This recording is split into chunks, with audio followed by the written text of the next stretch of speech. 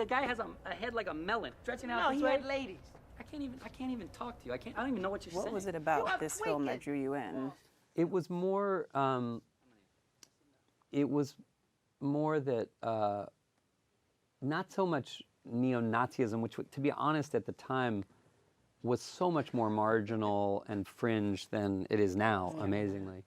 But it was more just rage. We were interested in, not to sound too academic, but in an almost Shakespearean or Greek tragedy kind of sense. The idea, those Macbeth and Othello, or Oedipus, like the great classical idea of tragic drama. The idea that you have a character who is not marginal, who's kind of like a general or a person full of potential and intelligence and leadership, but who's brought low because of some tragic flaw. We felt, is this about redemption, or is it about him actually suffering the deep tragic consequences of, and that's sort of more the tradition of tragedy, is you have to see the person brought to a tragic end to have the cathartic effect of going, I don't want that for myself. I want to change. And Amnesty International used that film for years in their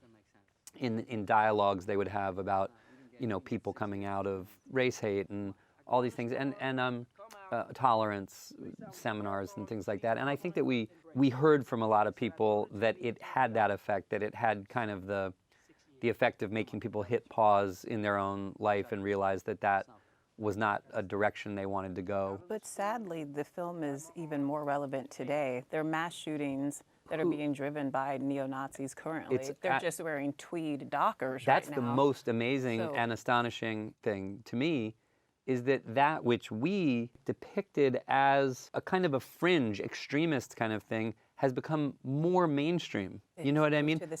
If we made that movie today, I'd have to be wearing Dockers and an Untuckit shirt. Yeah, like it's carrying a tiki torch. Yeah, and it boggles the mind.